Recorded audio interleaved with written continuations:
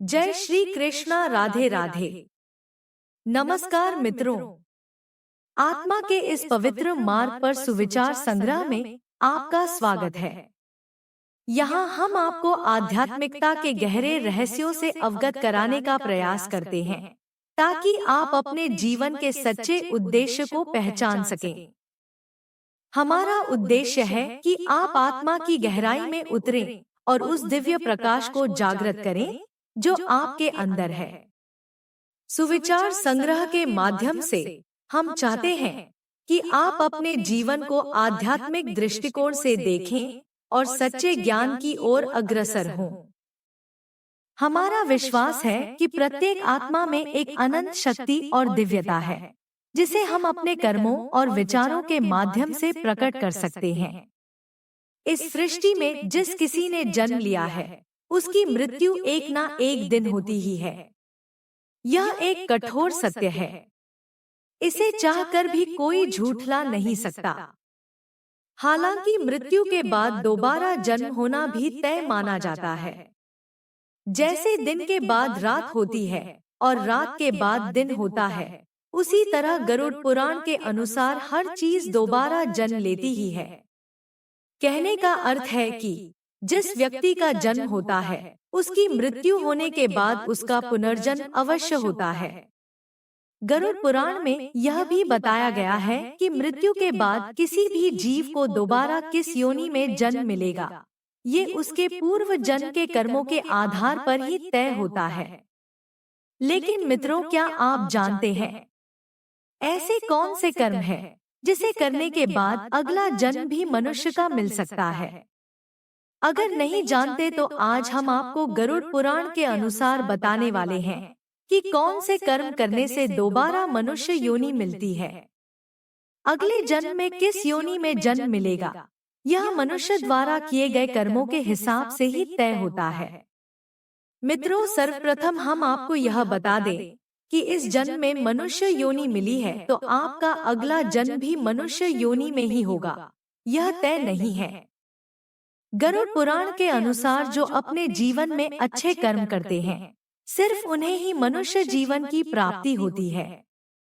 यही नहीं, कुछ मनुष्य ऐसे भी होते हैं जो अपने कर्मों के कारण 84 लाख योनियों में भटकते रहते हैं और फिर अंत में उनका जन्म एक मनुष्य की योनि में होता है। मित्रों, कर्म 3 प्रकार के होते हैं: संचित कर्म, प्रारब्ध कर्म और क्रियमाण कर्म। संचित कर्म वे सभी कर्म होते हैं जो हमने अपने पिछले जन्मों में किए थे। यह हमारे जीवन के हर एक अनुभव, हर एक क्रिया का संचित रूप होते हैं। जैसे किसी बर्तन में पानी भरने की प्रक्रिया, वैसे ही हमारे जीवन के सभी अच्छे और बुरे कर्म एकत्रित होकर संचित होते हैं। यह संचित कर्म हमारे भविष्य के लिए एक आधार तैयार करते हैं जो हमारे जीवन के अनुभवों और परिस्थितियों को प्रभावित करता है। प्रारब्ध कर्म वे कर्म होते हैं जो हमारे संचित कर्मों में से चुने जाते हैं और जिनका परिणाम हमें इस जन्म में भोगना पड़ता है। यह हमारे पूर्वजन्म के कर्मों का चयनित परिणाम होते हैं। यह कर्म हमारे जीवन की परिस्थितियों, हमारे सुख और दुख, हमारी सफलताएं और असफलताएं आदि को निर्धारित करते हैं। प्रारब्ध कर्म का अर्थ है कि यह वह भाग्य है जिसे हमें इस जीवन में स्वीकार करना पड़ता है। क्रियमाण कर्म वे कर्म होते हैं जो हम इस जीवन में वर्तमान में कर रहे होते हैं। यह हमारे वर्तमान क्रियाकलाप, सोच और कार्यों का परिणाम होते हैं। क्रियमाण कर्म का महत्व इसलिए है क्योंकि यह हमारे भविष्य को आकार देते हैं। हमारे वर्तमान कर्म ही हमारे भविष्य की दिशा को निर्धारित करते हैं। इन तीनों प्रकार के कर्मों का संतुलन हमारे जीवन की यात्रा को निर्धारित करता है। संचित कर्म हमारे पिछले जीवन की छाप होते हैं, प्रारब्ध कर्म हमारे वर्तमान जीवन की परिस्थितियों को और क्रियमाण कर्म हमारे भविष्य की दिशा को निर्धारित करते हैं। इस प्रकार हमारे जीवन के हर पहलू में इन तीनों कर्मों की भूमिका होती है और हमें इनका सही ज्ञान और समझ प्राप्त करनी चाहिए। आपके कर्मों के बड़ी संख्या में से जरा से कर्मों को लेकर आपको यह शरीर मिला है। बाकी आपके संचित कर्म संस्कार के रूप में पड़े हैं। सभी के कर्म के अनुसार जो संचित और प्रारब्ध कर्म होते हैं, उनसे अगले जन्म का निर्माण होता है, जो तय करता है कि आपका अगला जन्म 84 लाख योनियों में से किसी भी योनि में हो सकता है। इसलिए कहा जाता है कि इसी जन्म में ईश्वर के चरणों में चले जाना चाहिए और किसी को अपनी तरफ से कोई कष्ट नहीं देना चाहिए। व्यक्ति इस संसार में अकेला आता है और अकेला ही जाता है। अंतिम समय में उसके अच्छे बुरे कर्म, पुण्य और पाप ही उसके अगले जन्म का निर्धारण करते हैं। महर्षि वाल्मीकि जी आदि ग्रंथ रामायण में कहते हैं कि माता पिता, गुरु, आचार्य और ज्ञानी पंडित का कभी भी अपमान नहीं करना चाहिए और न ही कभी उनके बारे में ऐसे विचार अपने मन में लाने चाहिए। और जो व्यक्ति ऐसा करता है उसे महापाप लगता है। ऐसे लोगों को नरक में पाप का फल भोगना ही पड़ता है, चाहे वह कितना भी दान पुण्य कर ले। इस बात को कोई पुण्य नहीं मिटा सकता। मित्रों, जो व्यक्ति हमेशा दूसरों के हित में सोचता है, उनकी सदैव मदद करता है, पशु पक्षी और अन्य जीवों पर दया करता है, जरूरतमंदों की मदद करता है और बिना किसी स्वार्थ से संचित धन का उपयोग धार्मिक कार्यों में करता है, ऐसे मनोभाव वाले व्यक्ति का अगला जन्म मानव योनि में ही होना तय है। मित्रों, इसके अलावा गरुड़ पुराण में यह भी बताया गया है कि जो मनुष्य अपनी मृत्यु के अंतिम समय में जिस चीज के बारे में सोचते हुए अपने प्राण त्यागता है, उसे अगला जन्म उसी के अनुसार मिलता है। जैसे कोई व्यक्ति अपने अंतिम समय में किसी स्त्री को याद करते हुए अपने प्राण त्यागता है, तो उसका अगला जन्म स्त्री के रूप में ही होता है।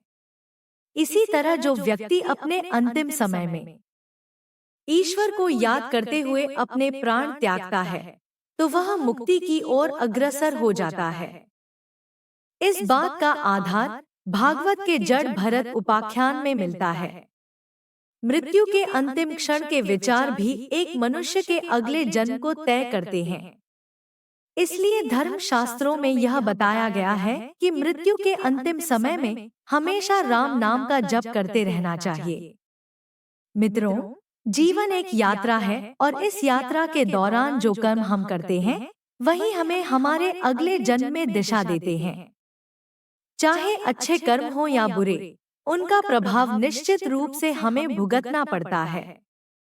गरुड़ पुराण के अनुसार केवल अच्छे कर्म ही हमें मनुष्य योनि में पुनर्जन्म का अवसर प्रदान करते हैं। यही नहीं, आपके अंत समय में किए गए विचार भी आपके अगले जन्म को निर्धारित करते हैं। मित्रों, हम अंत में यही कहेंगे कि हर एक व्यक्ति को अपने जीवन में पुण्य कर्म करने चाहिए और हमेशा निस्वार्थ भाव से धर्म की राह पर चलना चाहिए। आखिरकार, हमें हमेशा अपने कर्मों पर ध्यान देना चाहिए, दूसरों के प्रति दया और सहानुभूति रखना चाहिए और जीवन में निस्वार्थ भाव से धर्म का पालन करना चाहिए। सुविचार संग्रह के माध्यम से हम आपको इस रास्ते पर चलने के लिए प्रेरित करते हैं। इस वीडियो के जरिए आपको जो भी जानकारी मिली हो, हमें उम्मीद है कि वह आपके जीवन में उपयोगी साबित होगी। अगर आपको हमारी जानकारी पसंद आई हो, तो कृपया इसे लाइक और शेयर करें, ताकि यह ज्ञान और खुशी और अधिक लोगों तक पहुंच सके। क्योंकि खुशियां और ज्ञान बांटने से ही बढ़ता है। आखिर में एक यादगार बात जो हमेशा आपके दिल में रहे, जो कर्म आप करते हैं, वही आपकी पहचान बनते हैं। हमारी आगामी वीडियो के साथ फिर मिलेंगे। तब तक के लिए कृपया ध्यान रखें, अच्छे कर्म करें और जीवन को सकारात्मक दृष्टिकोण से जिएं। धन्यवाद और नमस्कार।